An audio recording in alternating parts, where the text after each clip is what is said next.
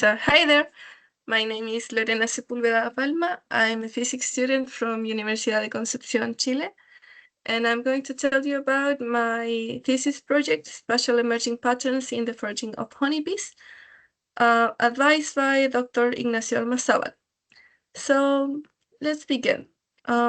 First of all, when foraging, the bees leave the hive and search their surroundings by following the scent of flowers. And when finding a promising source, they return to the hive to inform their nestmates about the location and quality of the available food sources. Now, they do so by using the waggle-dance communication strategy. And this information transfer causes that the best sources are most exploited and the worst ones are progressively abandoned, giving rise to preferred foraging routes.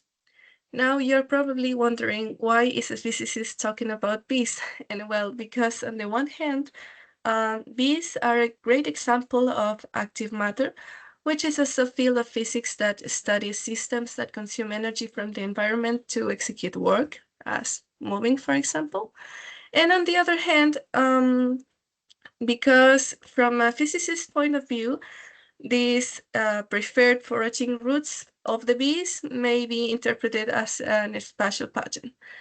So we want to know if there is a way to characterize this pattern and if this says something about the foraging of the honeybees. The quick answer is yes. So how are we going to study this pattern? Well, the first step is to develop a computational model, which we did, and we developed an agent-based model, which considered several objects and parameters. We did this by using object-oriented programming in Python, and we programmed several objects like the map, which is a 2D discrete space like a chessboard where you move. Also, there are flower patches objects, which are located a distance d from the hive, which is at the center of the space at the origin. And these flower patches have parameters such as, of course, the distance, a characteristic site, and resources.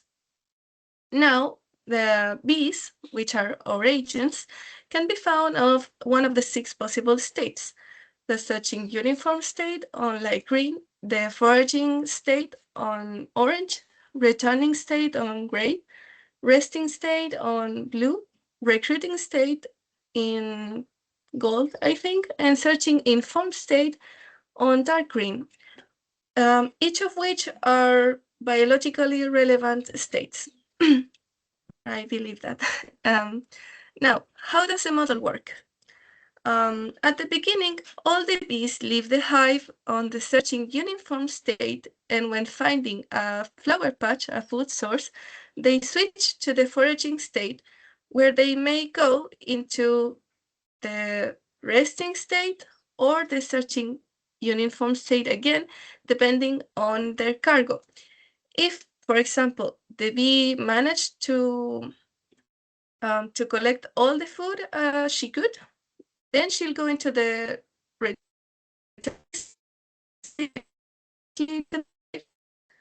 but if she couldn't complete her cargo, go to the searching uniform state again, repeating the cycle.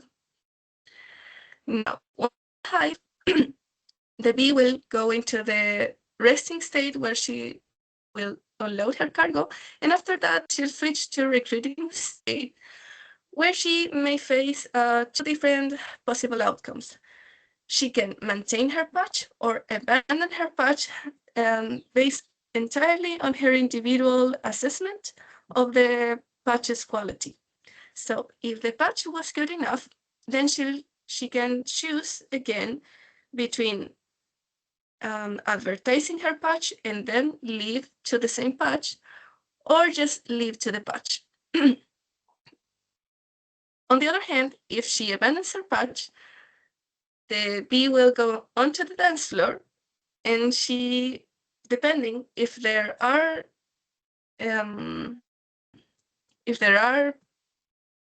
I forgot the word, sorry.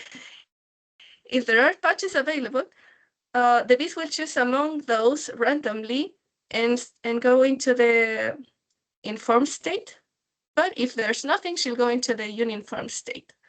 Okay, so with this dynamics, we have found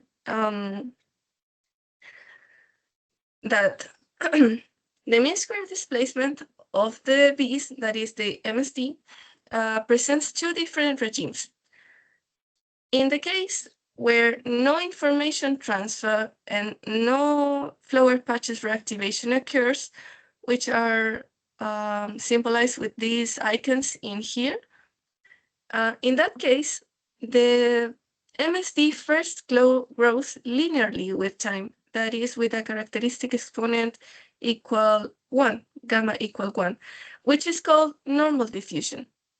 And after this characteristic time, T0, the MSD starts decaying and evolves in a subdiffusive regime with a characteristic exponent gamma equals 0.5. But now, if we allow the bees to communicate, so we allow information transfer and also allow the patches to be reactivated, the system dynamics changes. And now the first regime of the MSD is not normal, it's not diffusive, it's super diffusive, because now the exponent, the characteristic exponent is 1.6, and after the characteristic time T0, it decays again, but now it oscillates with a clear tendency on a subdiffusive regime with characteristic exponent 0.3. But why do we want to compute the MSD? Well, because through this metric, we can link the system's evolution to a collective stages of foraging, or that is what we believe. How so? Well, for that, we are going to look to figure C. When the bees are searching for food uniformed and no patches reactivation occur, one would expect that once the resources deplete, the bees will cover the entire space searching, which we can observe in here in the third panel, where the system only diffuses across the space. So basically, the bees behave like a Brownian particle, which is translated in the MST, this one, as this linear, as this normal diffusion. But when we allow the bees to communicate and allow the patches to be reactivated, then two things happen.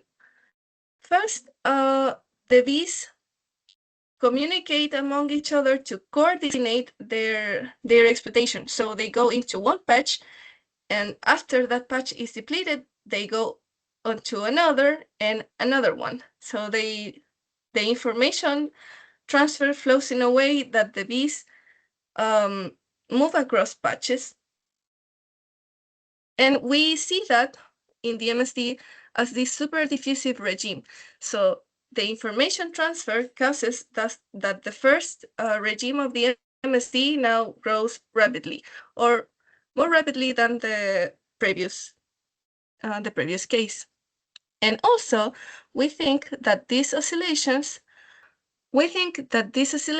have to do with the characteristic time of the system, of the patches for activation. Because you see, when the patches are reactivated, the system's activity exploits. And when the patches start to deplete, then the bees start going back to the hive and be quiet, so they don't move, which causes the MSD to decay. And when the patches are activated again, the systems again exploits. So it's like the bees and the environment coordinate in a way that is reflected in the MSD. So also, I was starting to forget this. You can see that in the no reactivation, no batch reactivation and no information transfer, sorry, case, the bees spent almost 50% of the entire time of the simulation just searching for food, and only 9% of the time foraging, in contrast with the case where reactivation and information transfer occurs, where they took only 7% of the time to search for food uninformed, and the informed search took only 11%, allowing the bees to spend almost 40% of the time just foraging.